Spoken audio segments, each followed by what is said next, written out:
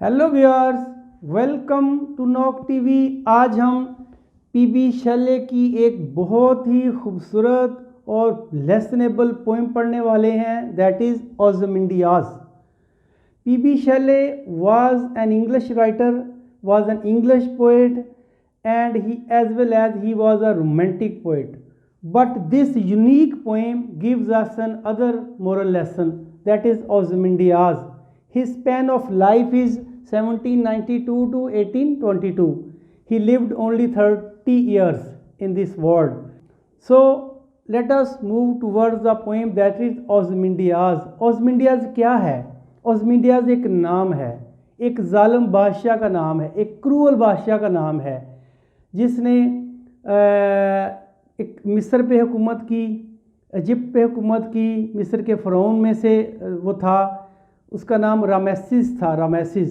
और जिस तरह आपको पता होगा, हज़रत यूसुफ़ अलैहिस्सलाम को जब कुएं से निकाल के काफ़िले वाले मिस्र ले गए थे और वहाँ ज़ुलेखा के खावंद कुतीफ़ार ने उसको ख़रीद लिया था, तो उसका नाम बदल के क्या रखा गया था? यूज़ारसीफ। यूसुफ और यूज़ारसीफ एक ही नाम है, लेकिन उस लैंग्वेज में, इजिप्शियन में, यूसुफ को ही यूज़ारसीफ कहते हैं। तो ये कहते हैं कि रामेसिस जो है ये एक ही नाम है, उसी को ये कहते हैं ओज़मिंडियाज़। चले कुछ भी हो, लेकिन इतनी बात ज़रूर है कि this name is for the cruel Kings, for the cruel rulers.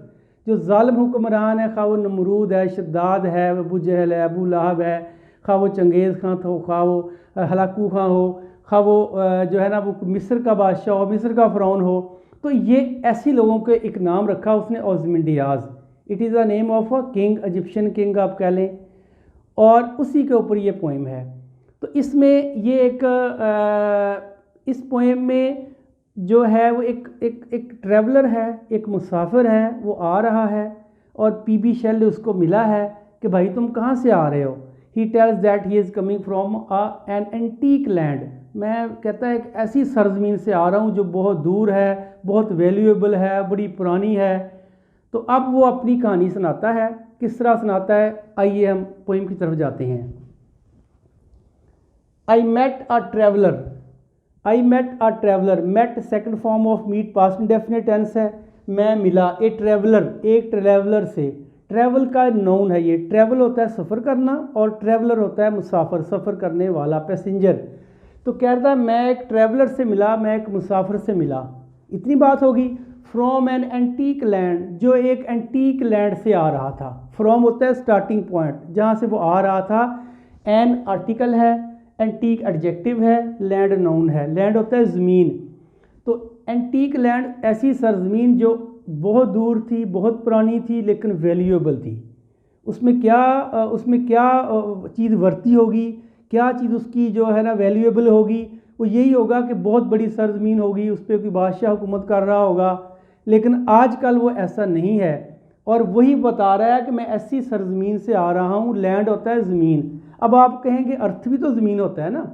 Earth is the name of a planet, एक प्लैनेट का नाम है। ऑन दी होल, उस प्लैनेट के अंदर आगे फिर कंट्री पाकिस्तान है, इंडिया है, बांग्लादेश है, सऊदी अरब है, अमेरिका है।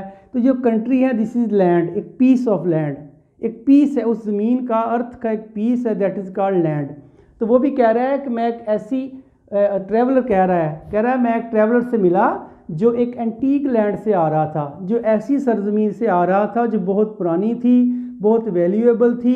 पुरानी और वैल्यूएबल इसलिए कह रहा होगा क्योंकि इस दुनिया में हुक्मरान जो थे वो आए और गए, उन्होंने अपने कारनामे दिखाए, और कुछ लोगों ने दुनिया के आधे हिस्से पर कब्ज़ा किया, कुछ लोगों ने दुनिया के 3/4 हिस्से पर कब्ज़ा किया। तो ऐसी एक सरजमीन होगी कोई, उसका नाम नहीं बताया उसने, क्लियर। और वो उस मुसाफिर से मिला है।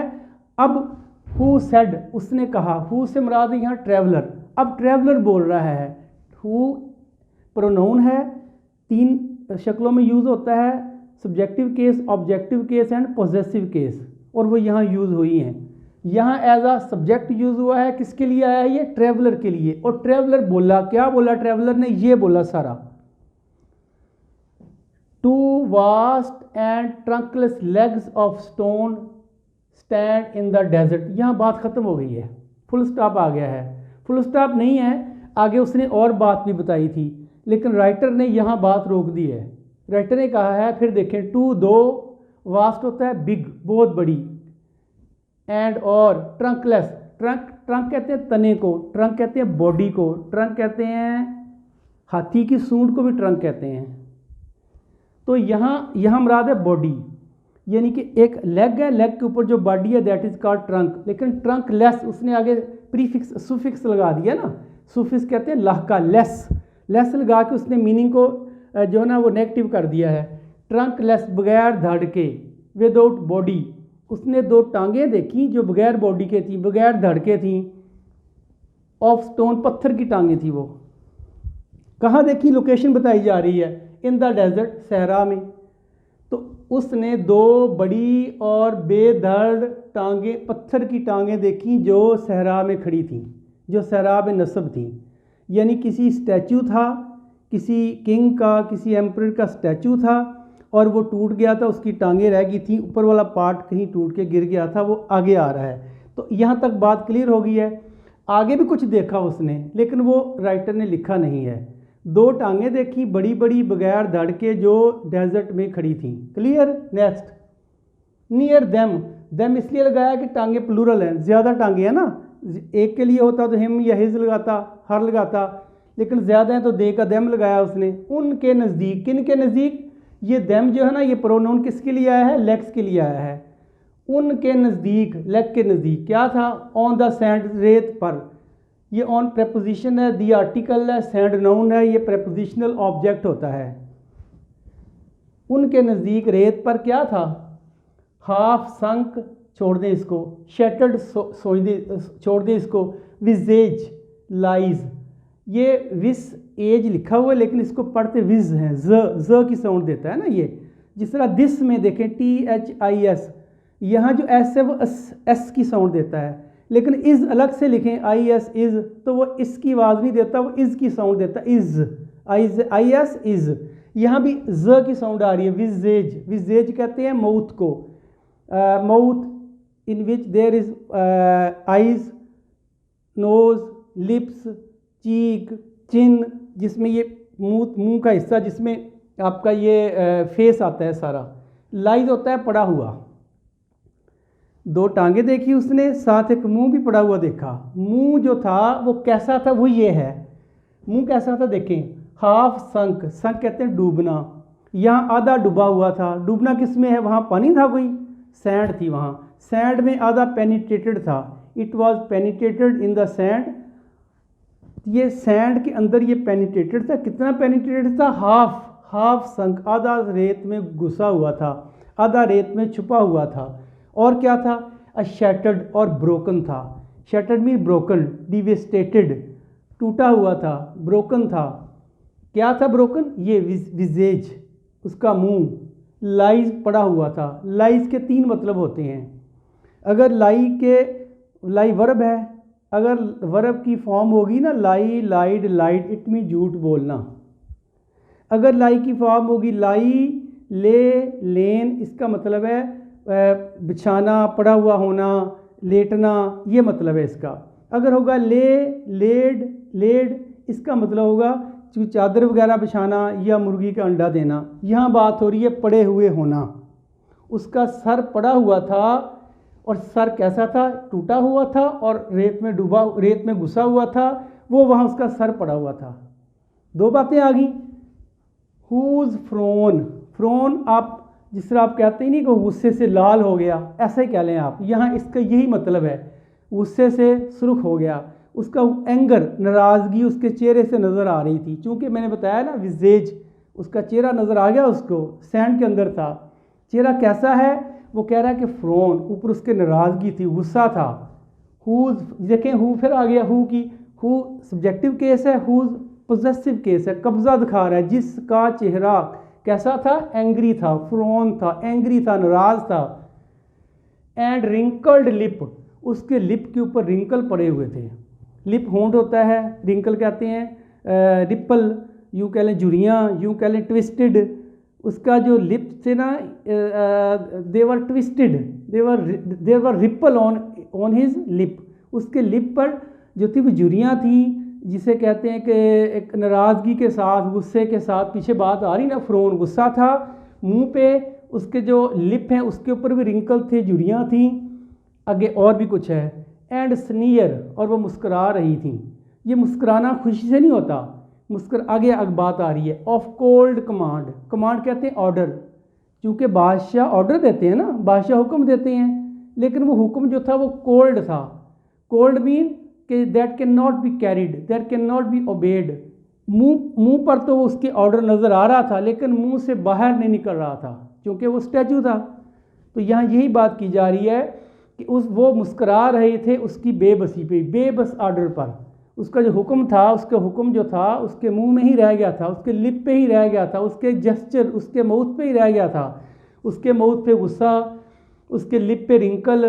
कह रहा इस चीज़ पे ना वो कमांड, जैसे वो कमांड दे रहा हो, क्योंकि कमांड लिप से शुरू होती है ना, मुंह से बोलता है, तो लिप जो थे वो गुस्से वाले थे, नज़र आ रही थी ऑर्डर दे रहा है वो, लेकिन ऑर्डर जा नहीं रहा था, ऑर्डर बाहर भी नहीं जा रहा था, बिकॉज ही वाज स्टैचू, और आगे ओबे करने वाला भी कोई नहीं था। इस बात पे वो हंस रहे थे, मुस्कुरा रहे थे उसको, कि उसके कौन मुस्कुरा रहा था, उसके लिप्स को कहा कि रिंकल नहीं है, वो है गुस्से वाले, लेकिन वो मुस्कुरा रहे हैं, लिप मुस्कुरा रहे हैं। देखें, मैंने कहा था ये आयरनिक पोएम है, आयरनी होती है। आयरनी होती है जब डबल मीनिंग देते हैं ना, एक मीनिंग देता है वो, मैं आपको एग्जांपल देता हूँ, मैं कहता हूँ जलेबी की तरह सीधा, जलेबी भी और सीधी भी, दो बातें कर दी ना। इसी तरह अगर एक और एग्जांपल है, the bread was as soft as stone, bread इतनी सॉफ्ट थी जितनी स्टोन। तो सॉफ्ट और स्टोन, तो ये अपोजिट बात करता है, यहाँ भी अपोजिट बात करता है। यहाँ भी देखें ऐसे की है कि उसने रिंकल भी हैं और साथ कह रहा है वो रिंकल नहीं है, मुस्कुरा रहे हैं, साथ एंगर भी कह दिया, फ्रोन एंगर भी है, वो कह रहा नहीं वो मुस्कुरा रहा है। तो अपोजिट बात करके ना उसका एक मजाक उड़ा रहा है। मजाक के साथ जो हंसी होती है that is called sneer. Cold command होती है जिस कमांड में असर ना हो, बेअसर कमांड, बेअसर ऑर्डर, इन इफेक्टिव ऑर्डर, जिसमें that can not be carried, that can not be obeyed, वो ऑर्डर, ऐसे ऑर्डर। तो वो कह रहा है उस कमांड है। अब वो कह रहा है ये सारा कुछ टेल दैट, ये बताते हैं, यानी कि उसके चेहरे पे ये झुर्रियाँ हैं, जो लिप पे उसका जो गुस्सा है उसके चेहरे पे, और उसकी जो कोल्ड कमांड है, ये हमें एक मैसेज देती है। टेल, ये बताती है, टेल बताना, दैट के इट्स स्कल्प्टर। अच्छा देखिए, ये स्कल अलग बोलना है, पटर अलग बोलना है, लेकिन आपको पता है कि ब्रिटिश इंग्लिश में एंड वाला आर नहीं प्रोनाउंस होता। ब्रिटिश इंग्लिश में last R is not pronounced, तो इसको हम स्कल्प्टर आर नहीं बोलेंगे, ठीक है ना, स्कल्प्टर नहीं कहना, आर को रोक ले, sculptor the person who make statue out of stone, out of wood, out of metal, किसी भी चीज़ से जो स्टैचू तैयार करता है दैट इज कॉल्ड स्कल्प्टा। तो उसने कहा है कि उसके जो चेहरे पे ये सारा कुछ है, ये बताता है उसके स्कल्प्टा ने वेल रेड, ये वेल के साथ रेड को जोड़ें आप, दोज पैशंस, पैशन कहते हैं जेस्चर, जो नज़र आ रहे हैं हमें, जो उसके चेहरे पे तासरात हैं, दैट इज़ कॉल्ड पैशन।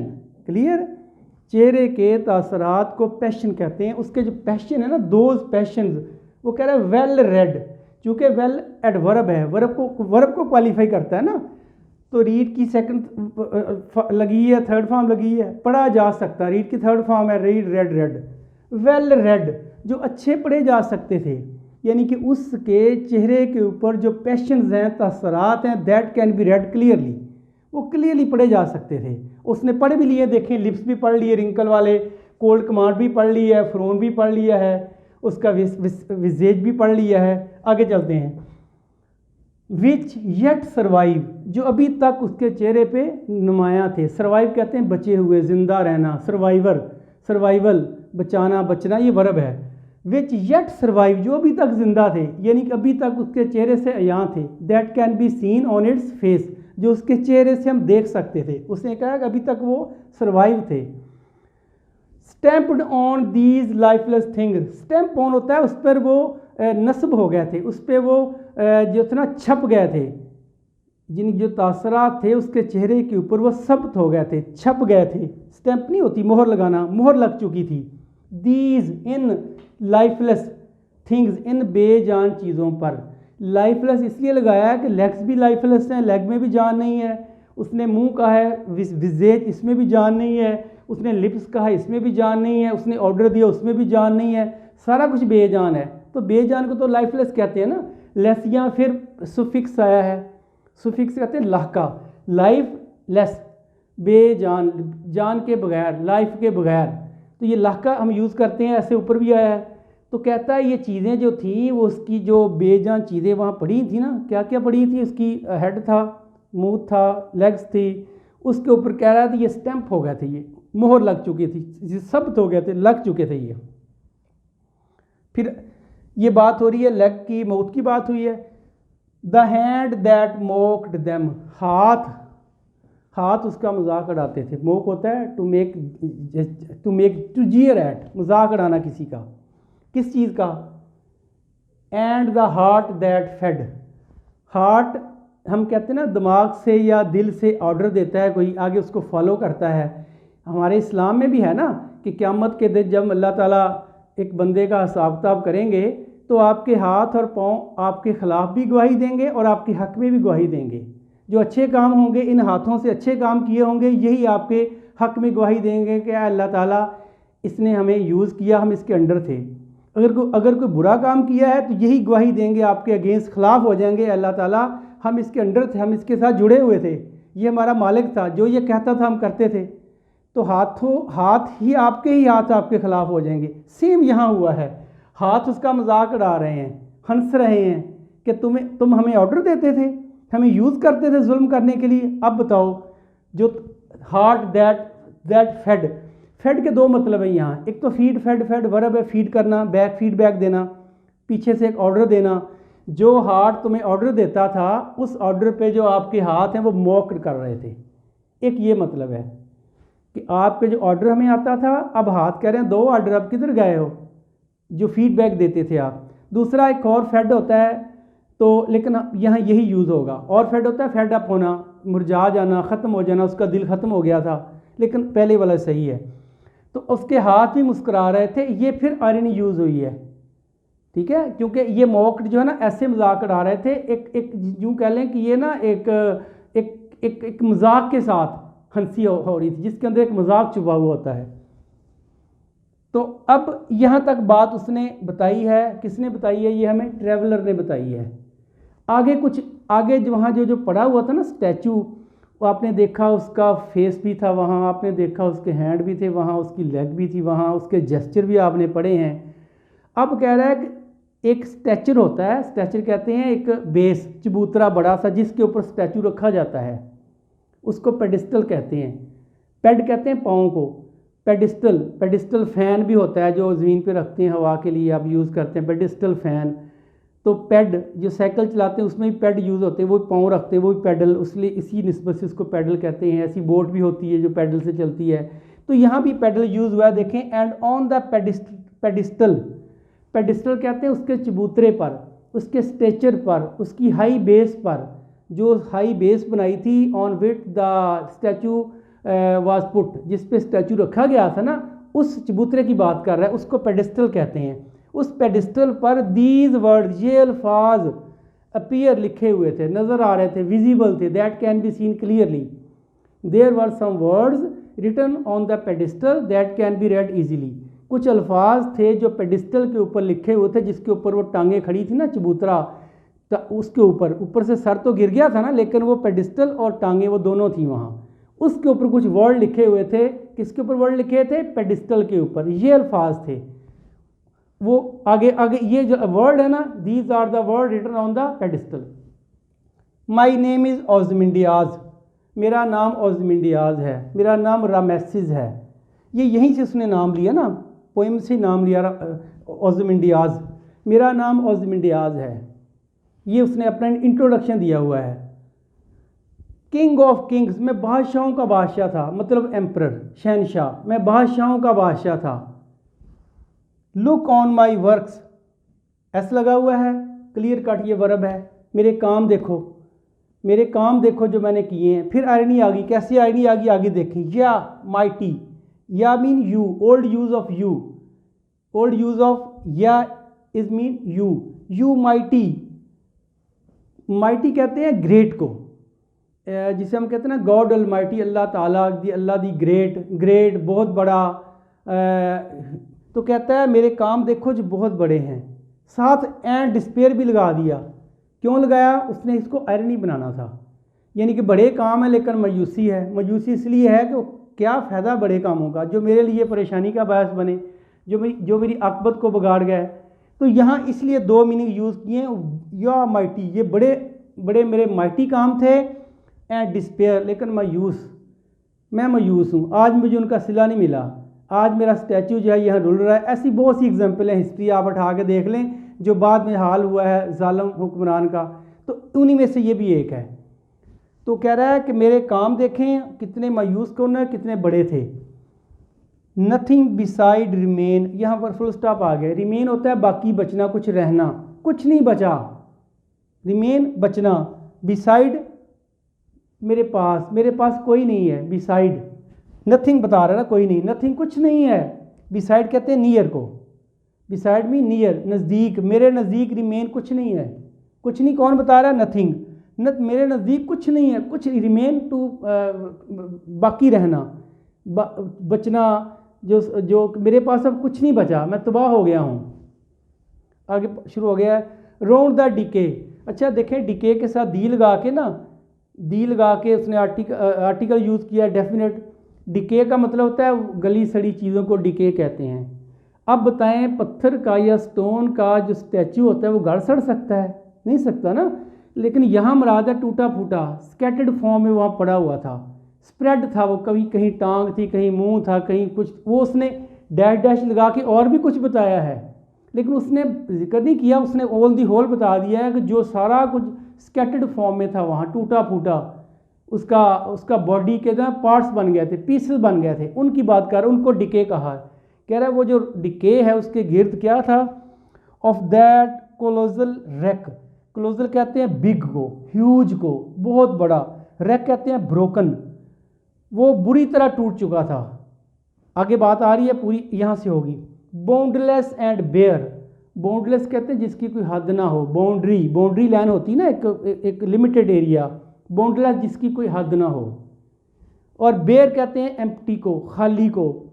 हम जब कहते हैं ना the tree was almost bare, इसका मतलब है दरख्त के ऊपर there was no leaf on the tree, दरख्त पे पत्ते नहीं हैं तो हम कह लेते हैं द ट्री वाज बेयर।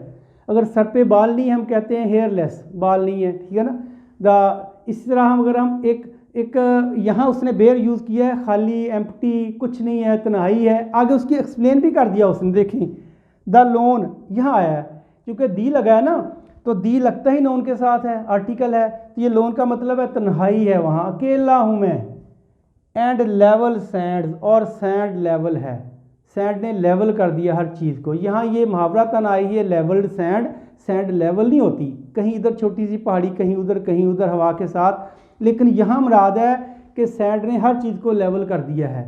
सब उसके अंदर जो उसकी बॉडी है वो आपने देखा है कि उसका हाफ संक, और उसने कहा है कि उसकी लेग्स टूटी हुई हैं, सब कहता है रेत ने बराबर कर दिया है सैंड ने। आगे देखें स्ट्रेच होता है स्कैटर्ड, बिखरे हुए, फैले हुए, स्ट्रेच वो फैले हुए हैं।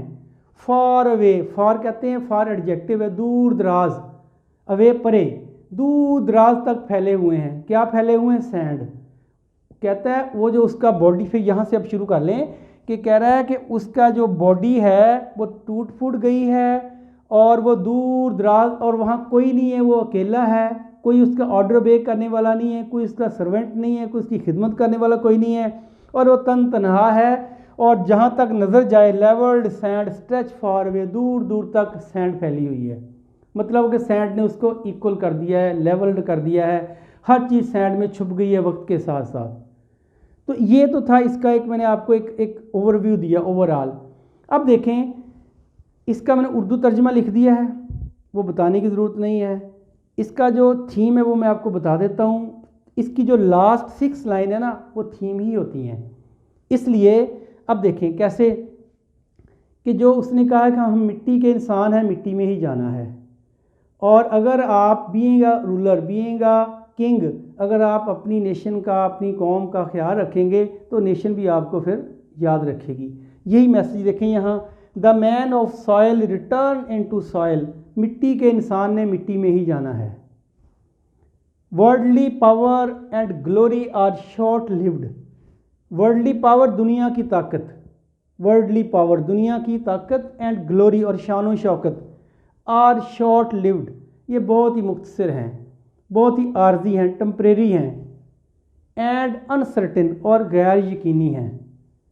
Uncertain that can not be believed, they are we are moral, man is mortal, इंसान फ़ानी है। तो ये आर्जी है ना, ये इसको कहा उसने। शैले कंसिडर्ड, शैले का ये ख्याल है, क्या ख्याल है, that the feeling of superiority in a man are only illusion and self deception. ये बात है, इसके पूरे का जो थीम है ना वो ये है। शैले के ख्याल में जो सुपीरियॉरिटी की जो फीलिंग है ना आपके अंदर कि मैं सुपीरियर हूँ, no one is superior before God, खुदा ताला चाहे तो किसी छोटे बंदे को सुपीरियर कर दे, किसी बड़े बंदे को डाउन कर दे। तो कह रहा है ये जो इंसान की सोच है ना कि मैं सुपीरियर हूँ, कह रहा है ये एक इल्यूजन है, एक सेल्फ डिसेप्शन है। इल्यूजन धोखा है नज़र का, सेल्फ डिसेप्शन अपने आप को धोखा है। It is only an I wash, I wash idiom है, इसका मतलब है सिर्फ धोखा, दिखावा, नथिंग एल्स। कह रहा है ये सिर्फ दिखावा है। Kings and rulers should be kind, बादशाहों को, हुक्मरानों को काइंड होना चाहिए, एंड सिंपैथेटिक और हमदर्द होना चाहिए। किसका, टुवर्ड देयर पीपल, अपने लोगों का, उनको अपने लोगों का हमदर्द होना चाहिए और काइंड होना चाहिए, उन पर मेहरबान होना चाहिए, उनका ख्याल रखना चाहिए। और यही इसका थीम है। अब देखें, इसकी मैंने कोशिश की कि I tried my level best to make it easy for you. So इसका अगर आप क्वेश्चन आंसर कहते हैं ना, क्वेश्चन आंसर किसी भी बुक में आपको मिल जाएंगे, लेकिन अगर आप इसको डीपली पढ़ते हैं, ऐसे नहीं एक सरफेस लेवल पे नहीं पढ़ना, आपने इसकी डेप्थ में जाएं, आप एक एक मीनिंग को आप जो है ना वो निचोड़ें, आप देखें कि मीनिंग से क्या निकलता है। तो फिर आप देखेंगे इसके जो क्वेश्चन आंसर है ना वो खुद ही बनते चले जाएंगे। आपको बस टेंस आने चाहिए, टेंसेस, और इसके क्वेश्चन आंसर कोई मसला ही नहीं है। अगर आपने नज़म ये पोएम पढ़ी है और समझ के पढ़ी है और in the between the lines पढ़ी है, अगर आपने इसको अंदर से पढ़ा है, समझ के पढ़ा है, डेप्थ में जाके पढ़ा है, तो ये आपके लिए कुछ भी नहीं। इसके अंदर आपने पढ़ ली है, सारी बातें आपके जहन में आ गई हैं, कुछ भी पूछ ले इसके अंदर से, आपको परेशानी नहीं होनी चाहिए। So thank you very much for watching my video till last.